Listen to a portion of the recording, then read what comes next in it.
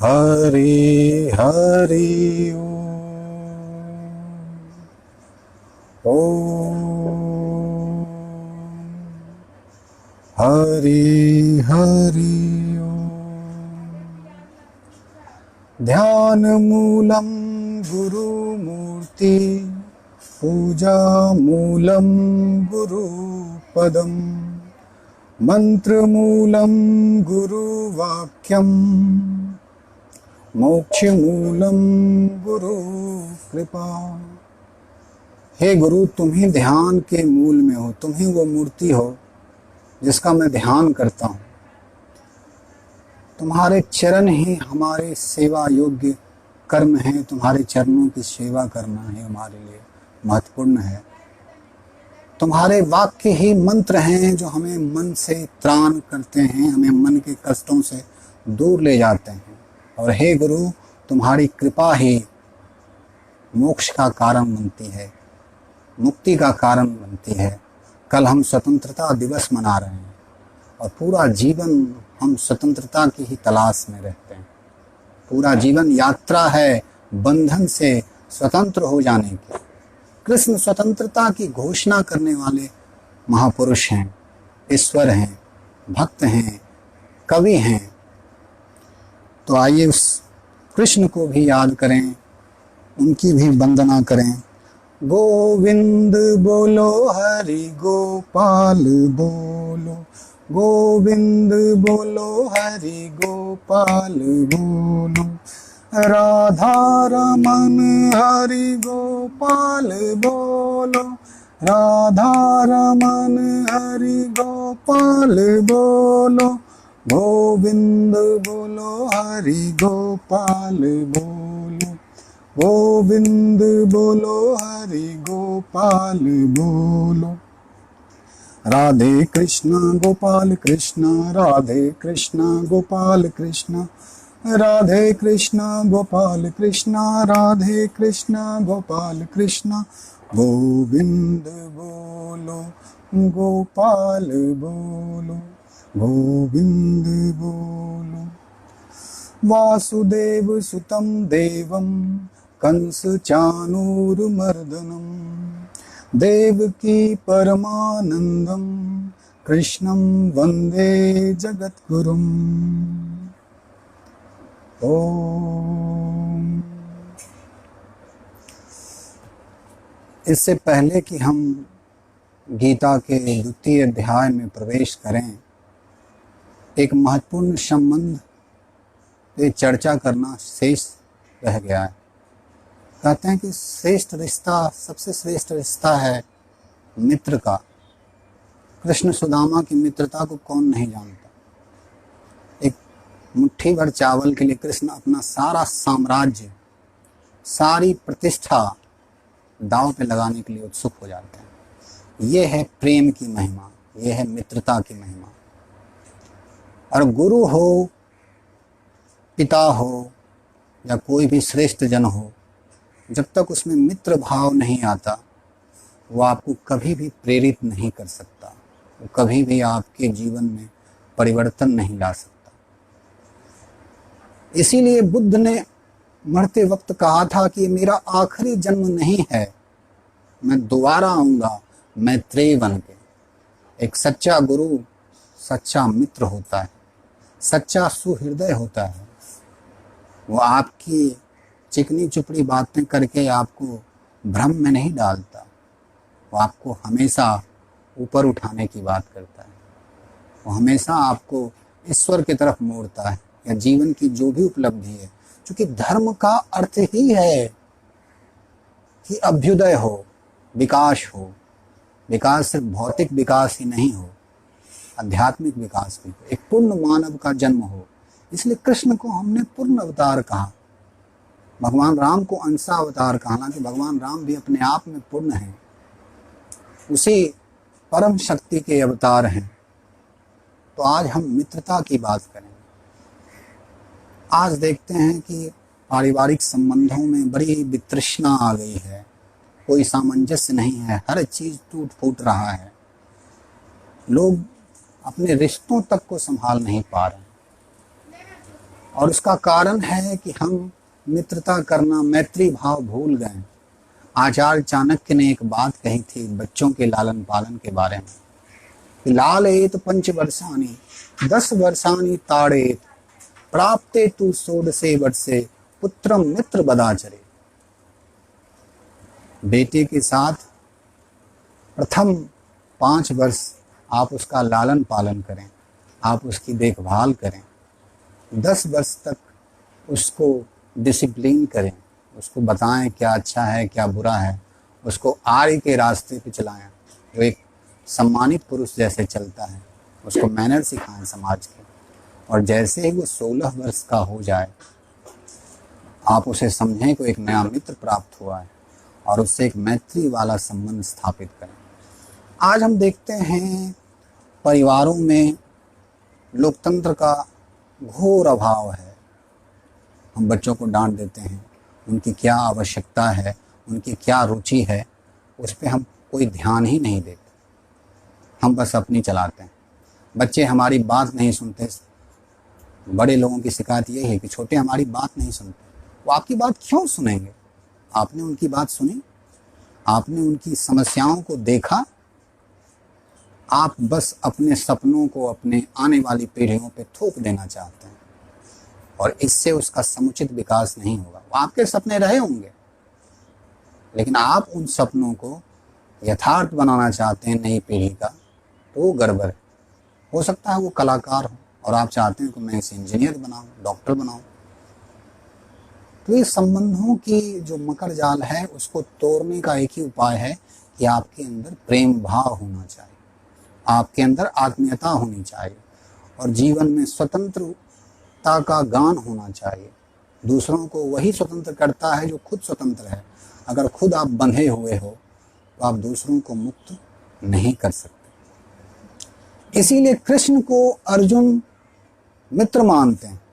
अभी गुरु उन्होंने नहीं स्वीकार किया, मित्र मानकर उनसे अब प्रश्न करेंगे, क्योंकि अर्जुन जैसा बुद्धिमान व्यक्ति, अर्जुन जैसा टैलेंटेड व्यक्ति, अर्जुन जैसा पढ़ा लिखा व्यक्ति, आर्य व्यक्ति जिसकी शिक्षा दीक्षा एक राजकुल में हुई, वो बताता है कि आपकी बुद्धि, आपका कौशल एक समय जाकर खत्म हो जाता है, किसी काम का नहीं, रद्दी की टोकरी में फेंकने लायक। क्योंकि जीवन के प्रश्नों का उत्तर अर्जुन के पास नहीं है। वो कर्तव्य विमूढ़ हो चुका है, उसे पता नहीं है क्या करें, वो असमंजस में है। क्योंकि बुद्धि हमेशा आपको द्वंद्व में ले जाती है, बुद्धि हमेशा आपको पटक देती है, आपको लहूलुहान कर देती है। लेकिन देखते हैं आज हम कि लोग ज्ञान का घमंड करते हैं, ज्ञान को ऐसे दिखाते हैं जैसे लोग कोई अपनी नई सुंदर घड़ी दिखाता है, नई कार दिखाता है, वैसे ही लोग ज्ञान का प्रदर्शन करते हैं, डिगरियों का प्रदर्शन करते हैं। वो डिगरियां तुमको ये बताती है कि तुम भौतिक जगत में क्या कार्य कर रहे हो, लेकिन उससे तुम्हारे आनंद का कोई लेना देना नहीं। हाँ, सुख दुख के झूले में तुम झूल सकते हो। कभी सुख आएगा तुम हंसोगे, कभी दुख आएगा तुम रोओगे, लेकिन इस द्वंद्व से तुम पार नहीं जा सकते। द्वंद्व से पार तुम्हें कौन ले जाएगा? द्वंद्व से पार तुम्हें तुम्हारा मित्र ले जाएगा, तुम्हारा शुभचिंतक ले जाएगा, जो सिर्फ तुम्हारी आलोचना ही नहीं करता, जो तुम्हारे अंदर संभावना जगाता है कि तुम कितने अपने आप को आगे ले जाते हो, तुम्हारे अंदर कौन सी संभावना है।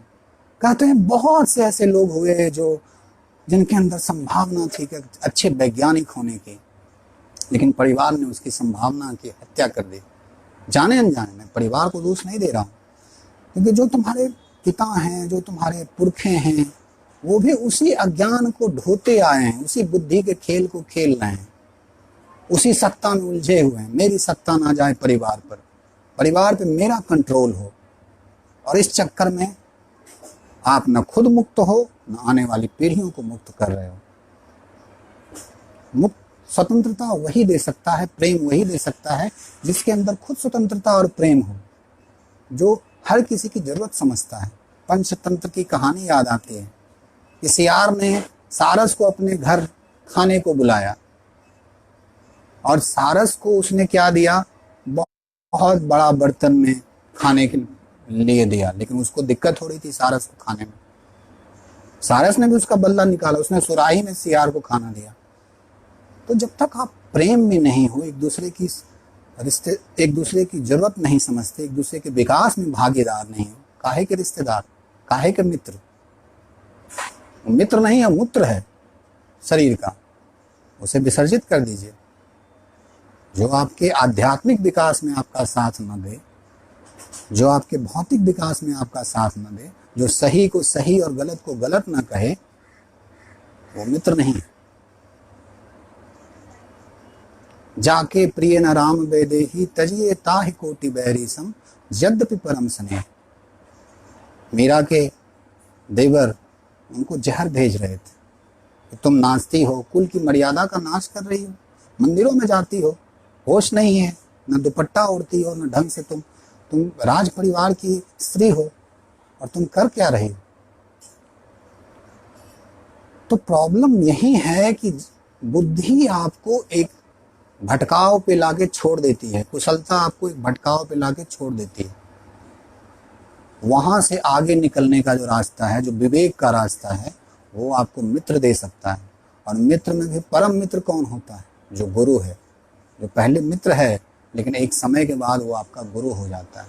और गुरु, माफ करें, कोई व्यक्ति नहीं। तो हम गीता के इस अध्याय का प्रथम श्लोक से प्रारंभ करते हैं, गीता गायन करते हैं। संजय उवाच, संजय ने कहा, तम तथा कृपयाविष्टम अश्रुपूर्ण आकुलम इक्षम विसीदंतम इदं वाक्यम उवाच मधुसूदनः। संजय ने कहा, करुणा से व्याप्त शोक युक्त अश्रुपूरित नेत्रों वाले अर्जुन को देखकर मधुसूदन कृष्ण ने यह कहा। मित्र हैं इसलिए, यहाँ गुरु नहीं है, मित्र हैं इसलिए वो उनको सजग कर रहे हैं। क्या कह रहे हैं भगवान कृष्ण? श्री भगवान उवाच, गीता अब यहाँ से प्रारंभ होती है। श्री भगवान उवाच, कुतः त्वा कश्मलम इदम विस्मे समू उपस्थितम अनार्य जुष्टम अस्वर्गम अकीर्तिम करम अर्जुनम। हे अर्जुन, तुम्हारे मन में ये कलमस, ये दोष कहाँ से आया? यह उस मनुष्य के लिए तनिक भी अनुकूल नहीं है जो जीवन के मूल्य को जानता हो। उससे उच्च लोक की प्राप्ति नहीं होती और कीर्ति का भी नाश होता है। कृष्ण कहते हैं कि तुम जो ये बातें कर रहे हो, कुल का क्षय हो जाएगा, स्त्रियों का संस्कार पतित हो जाएगा, ये बातें तुम कोई ज्ञान से नहीं कर रहे हो। तुम्हारे अंदर एक कलमश आ गया है, एक गंदगी आ गई, तुम द्वंद्व में पड़ गए हो, तुम स्थिर बुद्धि नहीं है तुम्हारी बुद्धि चलामान है, चलते रहती है। उस बुद्धि से तुम निर्णय नहीं कर सकते। और ये जो तुम कर रहे हो, ये तुम्हारी कीर्ति के लिए भी सही नहीं है, और ये तुमको स्वर्ग की प्राप्ति भी नहीं कराने वाला है। और ये अनार्यों जैसी बात क्यों कर रहे हो? तुम्हारी शिक्षा एक उच्च कुल में हुई है, आचार्य परंपरा में तुम जियो, वैदिक संस्कृति को तुम जानते हो, अर्थात तुम ऐसी बातें कर रहे हो, समझ के पड़े हैं। समझ के पड़े है इस चीज को कृष्ण कहते हैं। अब ये जो श्लोक हम जो पढ़ने वाले हैं, इसके बारे में विवेकानंद कहते थे कि ये श्लोक पूरे गीता का सार समझो तो है। पूरी गीता का अगर एक श्लोक में सार रखा जाए तो वो श्लोक यही है। क्लैब्यम समगमः पार्थः नाएतद् त्वयि उपद्यते क्षुद्रम हृदय द्रौबल्यम त्यक्ता उत्तिष्ठः परम तपः। हे प्रथापुत्र, इस हीन नपुंसकता को मत प्राप्त हो, यह तुम्हें शोभा नहीं देती। हे शत्रुओं के दमन करता, हृदय की क्षुद्र दुर्बलता को त्याग कर युद्ध के लिए खड़े हो जाओ। वो युद्ध नहीं जो अभी महाभारत का युद्ध है, पूरा जीवन ही एक युद्ध है, सतत संघर्ष है। सवेरे उठते हैं और हमें अपनी रोटी की चिंता होती है, रोजगार की चिंता होती है, घर ठीक कराना है, रंग रोगन कराना है, बहुत सारी बातें हमारे जीवन में आती हैं और हमें उसके लिए खड़े होना है। और खरे तब तक नहीं हो सकते जब तक हमारे पास वो विवेक नहीं है, क्योंकि बुद्धि कभी निश्चयात्मक बुद्धि होना बहुत मुश्किल बात है। लोग उस बुद्धि को प्राप्त नहीं कर सकते। आगे कहते हैं अर्जुन उवाच कथम भीष्मम् अहम संख्ये द्रोणं च मधुसूदनः इसुभिः प्रतियोत्तास्मि पूजा अर्हो अरिसूदनः।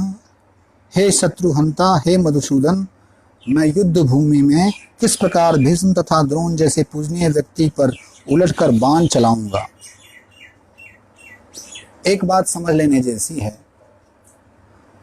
बहुत लोग जीवन में आपसे उम्र में बड़े हैं, आप उनके प्रति आदर व्यक्त कर सकते हैं, लेकिन सम्मान कमाना पड़ता है। सम्मान ऐसे ही नहीं मिलता। सम्मान का अर्थ है कि आपने कुछ ऐसा कार्य किया है जो समाज के कल्याण के लिए है, जिसमें पूरे समाज का भला हो। तो हर व्यक्ति आदर का पात्र हो सकता है, लेकिन सम्मान का पात्र नहीं है। ये अर्जुन जो कह रहे हैं कि भीष्म और द्रोण पे मैं कैसे बाण चलाऊं, मेरे आदरणीय हैं, मेरे पूजनीय हैं, मेरे आचार्य हैं, इन पे बाण चला के मुझे क्या मिलने वाला है।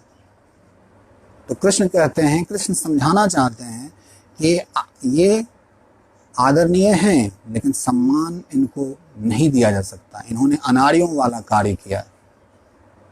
भरी सभा में द्रौपदी का अपमान हुआ, फिर भी ये चुप रहे, तो ये एक आर्य वाली बात नहीं। जो सत्य की तरफ खड़ा ना हो, कहते हैं सत्य के लिए तुम सबको छोड़ सकते हो।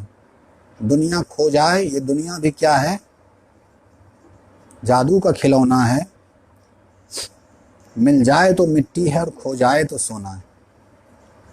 इस दुनिया से तुम अगर उम्मीद पाले हुए हो कि तुम पूर्णता प्राप्त कर लोगे, सत्ता प्राप्त करके, धन प्राप्त करके, ज्ञान जो तथाकथित ज्ञान कहते हैं वो ज्ञान है ही नहीं, वो तो शिक्षा करके तुम सोचते हो कि तुम पूर्ण हो जाओगे, तो ये तुम्हारा भ्रम है। और वैसे लोग जो इस सत्य के पथ पे नहीं हैं, जो द्वंद्व में हैं, उनके साथ तुम्हें युद्ध लड़ना ही होगा, चाहे वो स्वजन हो। बलि ने क्या किया, अपने गुरु की बात नहीं मानी। गोपिकाओं ने क्या किया, अपने पति की बात नहीं मानी। सत्य के लिए आपको सब को छोड़ना पड़ सकता है, लेकिन जीवन में अगर ये आपका चुनाव है कि आप सत्य को चुनते हैं कि कुछ और चुनते हैं।